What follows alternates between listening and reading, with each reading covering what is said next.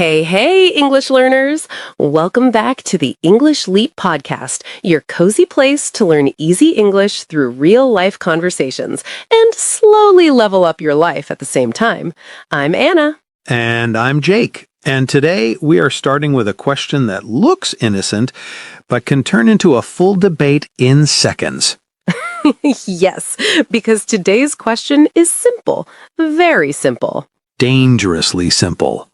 Would you rather take a solo trip or a family trip? So basically peace and freedom or noise and emotional damage. Jake! What? I said emotional damage with love. Yes, because nothing says relaxing holiday like 6 people, 4 suitcases, 1 wrong turn, and somebody saying, "This is not the road I told you to take." Exactly. A solo trip says, "I'm free." A family trip says, "Where is the charger?" And who packed the snacks? And why are we stopping again? And I told you we should have left earlier. Every family trip has at least one travel manager. Yes, the person who suddenly becomes very powerful at the airport. Passport, bag, water, move! Exactly. But to be fair, solo trips have their own drama too. Oh, yes. Solo travel starts with confidence, very cool energy, very independent, very I follow my heart.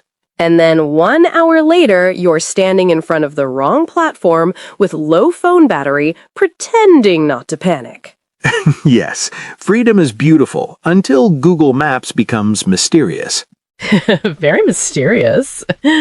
So, yes, this is a fun travel question, but it also says a lot about the kind of trip people enjoy, the kind of travel moments they remember, and honestly, the kind of chaos they are willing to accept. Exactly. Some people want peace, a slow walk, and nobody touching their plan. And some people want stories, shared food, loud photos, and one small family argument for tradition. For tradition, yes. So in today's episode, we're going to explore that question in a calm, honest, and fun way. We'll talk about solo trips, family trips, the good parts, the difficult parts, and why this choice is not always as simple as it sounds.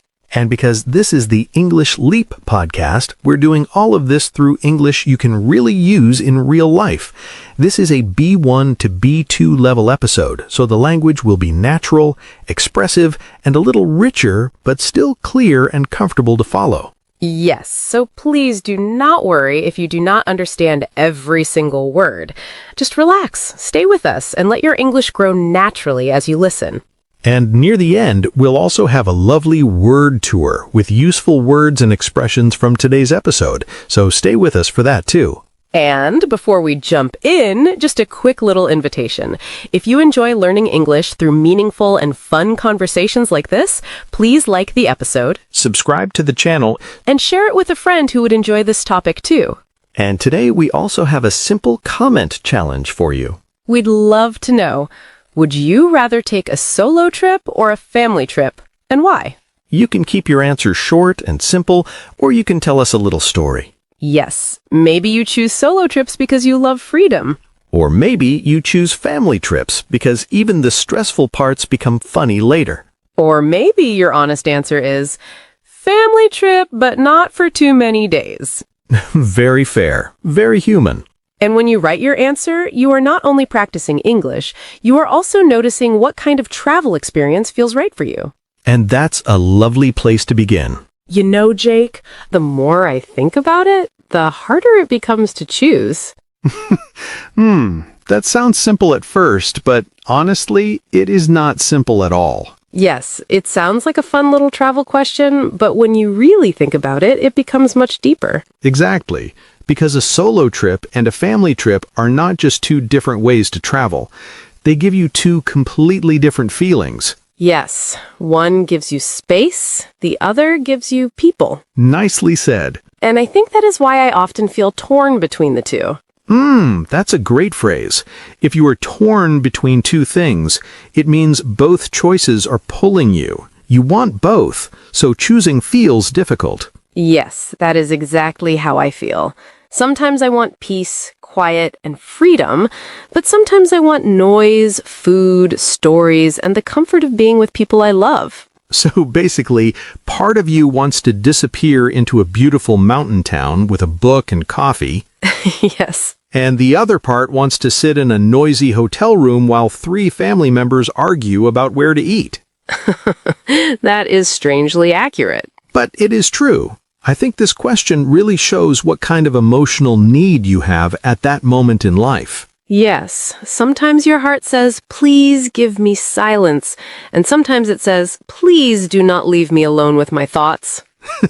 That may be the most honest travel advice ever. It's true, though. It is. So, maybe that is the first big difference. A solo trip answers one emotional need, and a family trip answers another.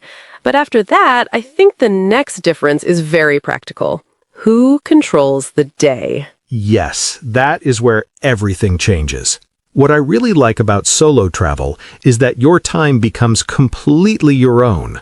Yes. You wake up when you want, you eat when you want, you walk where you want, you rest when you want. You do not need a meeting. You do not need permission. You do not need a family vote. No committee, no discussion, no one saying, "Are you sure?" every 20 minutes. Exactly. And that is where solo trips can feel so spontaneous. Yes, spontaneous means something happens naturally without too much planning. You decide in the moment. Like seeing a quiet street, feeling curious, and turning into it just because it looks beautiful. Yes, or walking past a small cafe and thinking, that's it. That's where I'm having breakfast. No debate, no one checking 5 other places first. That part is lovely. It really is, and sometimes on a solo trip, your itinerary becomes very loose.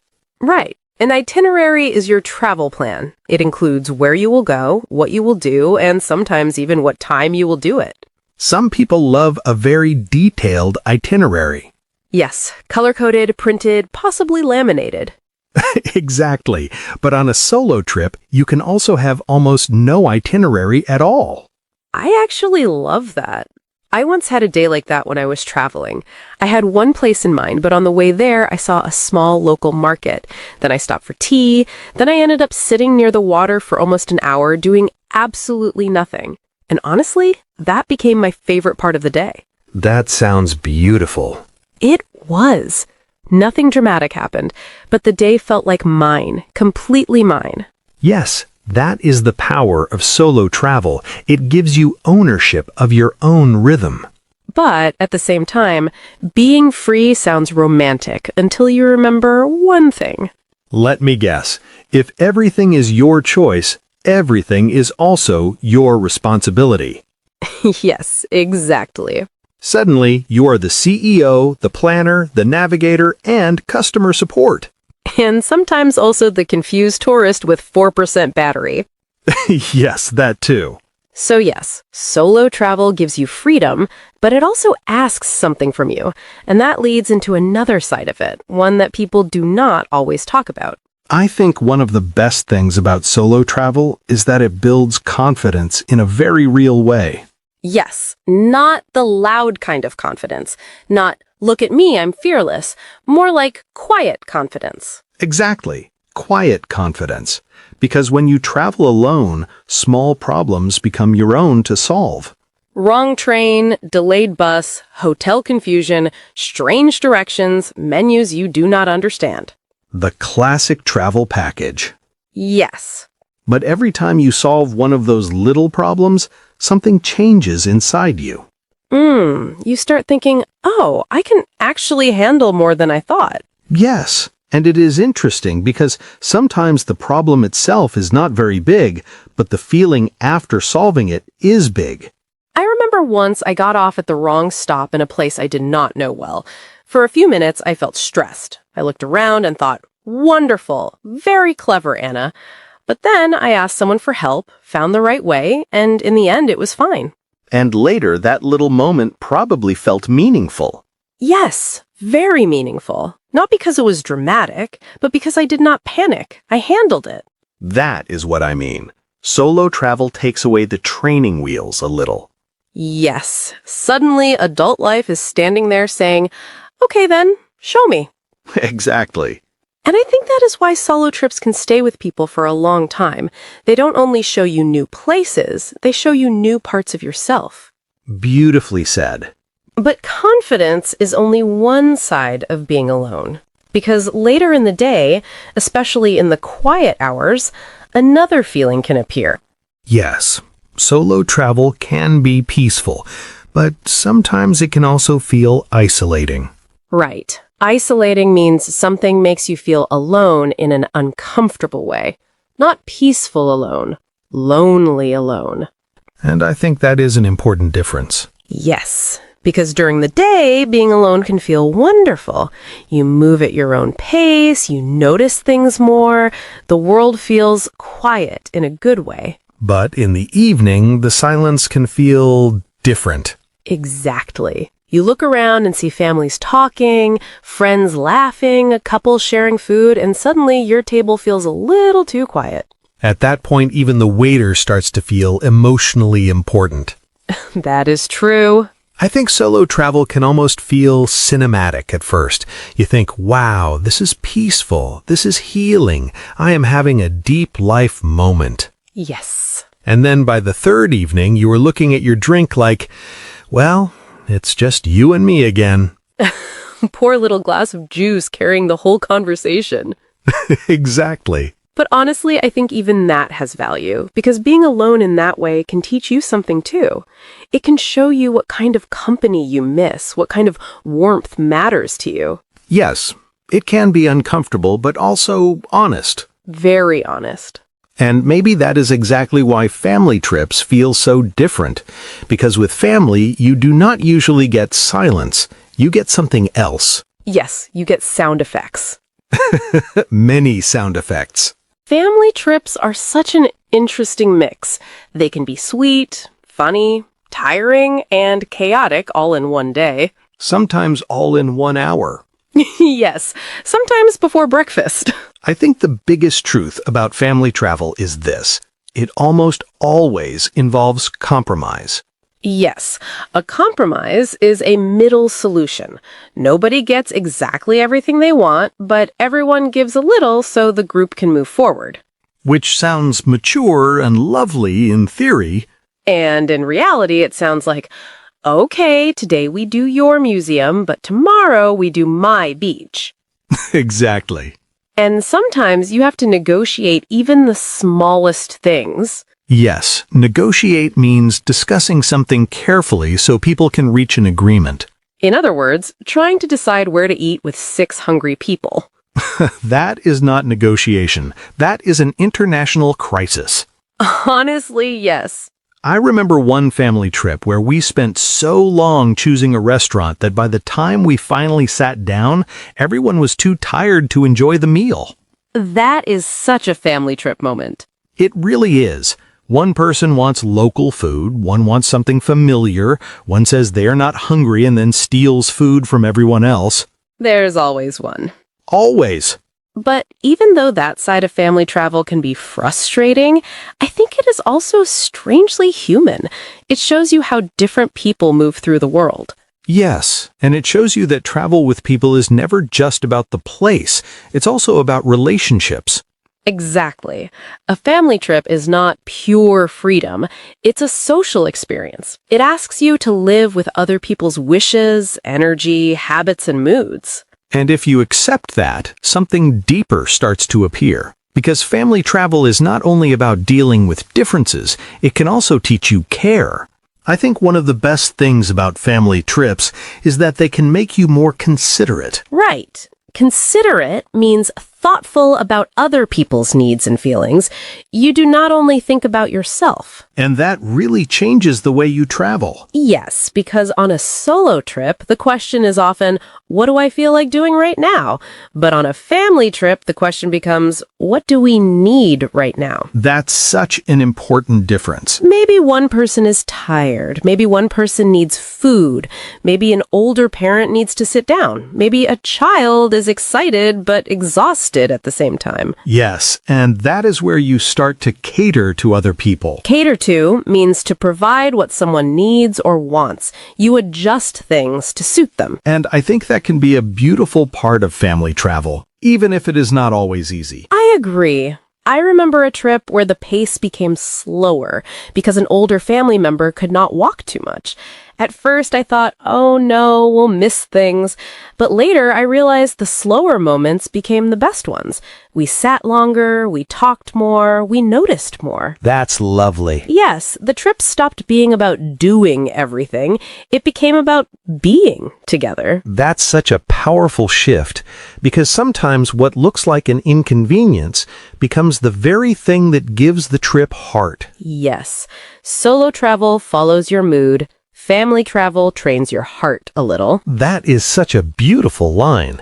Thank you. So then maybe the question is not only which trip is easier or freer, maybe the real question is this: what kind of memory do you want to bring home? Yes, because solo trips and family trips create very different kinds of memories. A solo trip often gives you private memories. Yes, quiet memories, deep ones, the kind that are hard to explain fully to other people. Like a morning walk, a strange little street, a view that made you stop, a feeling you had but cannot quite put into words. Exactly. Those memories feel almost like journal pages. That's a lovely way to say it. But family trips give you shared stories. Oh yes, shared stories with very strong details. Very strong details. Remember when Dad forgot the charger? Remember when we got lost? Remember when we argued for 40 minutes and then laughed about it later? Yes, family trips create stories that get repeated for years. And I think that is their magic. Because even the messy parts become part of the story. In the moment, they feel annoying. Later, they become the memory everyone loves. That is so true. A solo trip can change your inner world. A family trip can become part of your family language. Yes, it gives you moments you can return to together. So maybe a solo trip asks, who am I when I am alone? And a family trip asks, who are we when we are together? That's beautiful. Thank you. And maybe that is why choosing one winner feels impossible, because they're not trying to give you the same thing.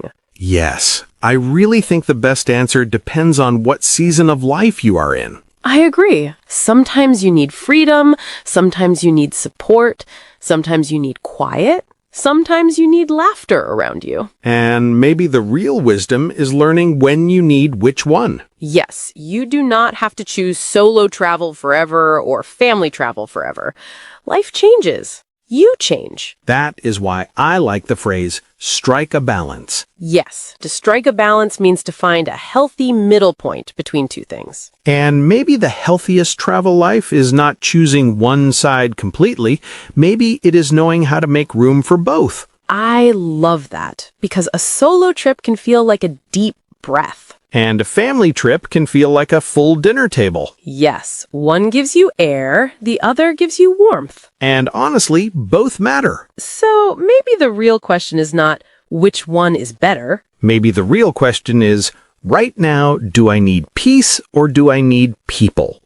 Exactly. And maybe also, do I currently have the energy to negotiate restaurant choices with 7 relatives? Very important question. Very important. So yes, solo trip or family trip, I think both can be beautiful. It just depends on what your heart needs at that moment. Yes, different trips feed different parts of you. And maybe the best kind of traveler is not the one who always chooses the same thing, But the one who understands themselves a little better each time they pack a bag. I love that. Me too. And that feels like the perfect place to pause the discussion and take a closer look at some of the beautiful English from today's episode.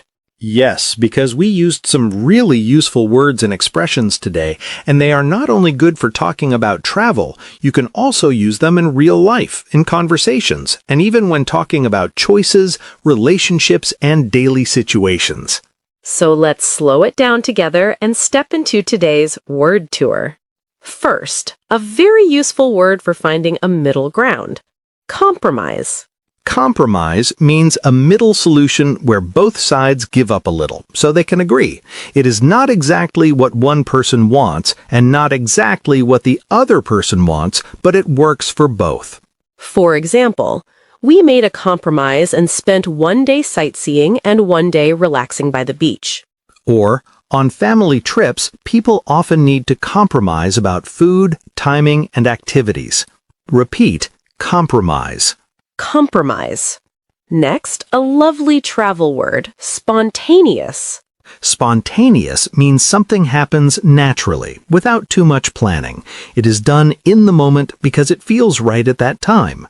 For example, we made a spontaneous decision to stop in a small town on the way. Or, solo trips can feel more spontaneous because you do not need to ask anyone before changing your plan. Repeat, spontaneous. Spontaneous. Next, a very practical travel word, itinerary. Itinerary means a travel plan. It tells you where you are going, what you are doing, and sometimes even the times and order of activities. For example, their itinerary was so full that they had almost no time to rest. Or, I like having a loose itinerary, but not a very strict one. Repeat, itinerary. Itinerary. Now, a strong word for trying to reach agreement, negotiate. Negotiate means to discuss something carefully in order to reach an agreement. It often happens when people want different things and need to find a solution. For example, we had to negotiate where to eat because everyone wanted something different. Or, traveling in a group sometimes means negotiating even the smallest decisions. Repeat, negotiate. Negotiate. Next, a very natural phrasal expression, tag along. Tag along means to go with someone else, usually without leading the plan yourself. You join them and follow along. For example, my cousin planned the whole weekend, and I was happy to just tag along. Or, sometimes I do not want to organize everything. I just want to tag along and enjoy the trip. Repeat, tag along. Tag along. Next, a more emotional word, isolating. Isolating means something makes you feel alone in an uncomfortable or lonely way. It is more than just being by yourself. It carries a feeling of emotional distance. For example, the city was beautiful, but eating alone every night started to feel a little isolating. Or, remote work can feel isolating if you do not speak to people for days. Repeat, isolating. Isolating. Now, a beautiful word for thinking about other people, considerate. Considerate means thoughtful about other people's needs, comfort, or feelings. A considerate person does not think only about themselves. For example, she was very considerate and chose a restaurant that everyone could enjoy. Or, traveling with family teaches you to be more considerate of different needs and energy levels. Repeat, considerate. Considerate. Next, a very useful expression for difficult choices. Be torn between. Be torn between means you can't choose easily between two things because you want both, or because both attract you in different ways. For example, I was torn between staying in the city and going to the mountains. Or, she felt torn between traveling alone for freedom and traveling with family for connection. Repeat, be torn between. Be torn between. Now, a very useful expression for meeting people's needs. Cater to. Cater to means to provide what someone wants or needs. It often means adjusting something to suit different people. For example, the hotel catered to families with children by offering larger rooms and quiet spaces. Or, on family trips, you sometimes have to cater to different ages, tastes, and energy levels. Repeat, cater to. Cater to. And finally, a lovely expression for finding a healthy middle point. Strike a balance.